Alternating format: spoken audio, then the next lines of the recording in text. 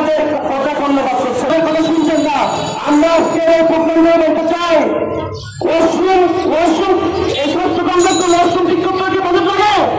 আমরা বলতে চাই রিগুলার ডাক্তার আসতে কি বাজেট লাগে? এতে নিয়মিত যে কাজগুলো করা যায় সেগুলো আপনারা না করেন। আপনাদেরকে আমরা 1 সপ্তাহ সময় দিচ্ছি, 1 সপ্তাহ আলটিমেটাম দিচ্ছি। এই 1 সপ্তাহের মধ্যে বান্দরবানের 7টি উপজেলায় যে সমস্ত কর্মসূচি আছে, সদর হসপিটাল আছে, সেইগুলো যদি আপনারা সুনির্দিষ্টভাবে সুন্দর করে আপনারা না চালান, সুন্দর সেখানে যদি মানুষ সেবা না পায়, আমরা জেলা পরিষদ জেলা প্রশাসন দ্বারা কর্মসূচি আমরা বললাম একটি হাসপাতাল নির্মাণাধীন এবং সে কাজ প্রায় শেষ। আজকে অনেকদিন হয়ে গেছে, আপনারা 250 সজ্জার হাসপাতাল আপনারা উৎপাদন করেন দ্রুত, না হয় আমরা হরতালের মতো কর্মসূচি দিতে বাধ্য হবো। আমরা বলতে চাই, আজকে সর্বশেষ যে বক্তব্য বলতে চাই, করা হচ্ছে।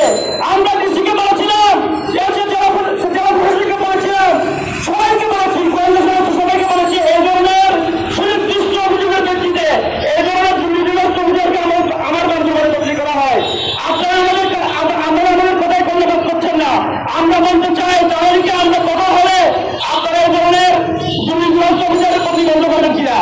আমরা যদি কথা হয়, আমরা মনে রাখবেন আমাদের রক্তে আবু সাঈদের রক্ত বহন করছে, শহীদ ওয়াসিমের রক্ত বহন করছে। আমরা যদি আবার মাঝে যাবি, তাহলে আপনারা সে প্রশাসন টিকতে পারবেন না। রাজনৈতিক দলগুলোকে বলবো, বিএনপি ছাড়া সকলকে বলবো, নির্বাচন না করে আপনারা তো সংস্কার দিয়ে গুরুত্ব দিন।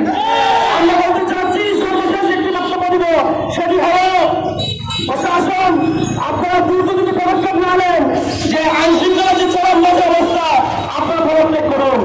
আমরা 5 আগস্ট পরবর্তীতে আমরা প্রশাসন চালিয়েছি, আমরা ট্রাফিক কন্ট্রোল করেছি, তাহলে আমরা আবার মাঠে নামবো। মাঠে নামে আমরা আমাদের বান্দরবান সহ পুরো বাংলাদেশকে আমরা সারাদিন পদক্ষেপ করুন। আপনাদেরকে যেমন আমরা বলি, আওয়ামী লীগের সন্ত্রাসীরা, ছাত্রলীগ, আওয়ামী লীগ, শ্রমিক লীগ, যারা এখনো পর্যন্ত রাস্তা করছে, বিক্রমের তাদেরকে জামিন দিয়ে দিচ্ছেন। আমরা যখন সুনির্দিষ্ট তাদের কাছে দিই, তাদেরকে আমরা অভিযোগ করি, প্রশাসন বলেন বান্দরবানের ঠান্ডা। বান্দরবান ঠান্ডা হলে 36,000 করে কাজ করছে, বান্দরবান ঠান্ডা হলে এই ধরনের অফিস কেন করছে?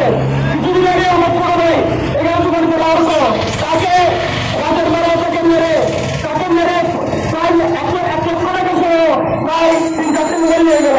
সেই সুনির্দিষ্ট প্রশাসনকে জানালো যে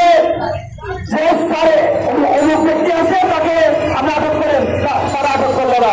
আমরা বলতে চাই, না আমরা অনুপ্রচারের মধ্যে যে দূষণরা আছে, যে পুলিশ প্রশাসন যে দূষণরা আছে, জেলা প্রশাসন যে দূষণরা আছে, তাদেরকে বলতে চাই, এবং জেলা পরিষদ চেয়ারম্যান জেলা পরিষদের বলতে চাই, আপনারা শহীদের রক্ত উপর দিয়ে, আমাদের রক্তের উপর দিয়ে চেয়ারম্যান হয়েছে, প্রশাসন এসেছেন, আপনারা বাড়াবাড়ি করবেন না। আমরা আপনাদের তরফ থেকে তাদের আন্দোলন করবো। সরকারি একটি কথা বলতে চাই, শিক্ষা শাস্ত্র যদি 1 সপ্তাহের মধ্যে দৃশ্যমান উন্নয়ন না হয়, দৃশ্যমান উন্নতি না হয়, তাহলে আমরা জেলা পরিষদ করা করবো ইনশাআল্লাহ।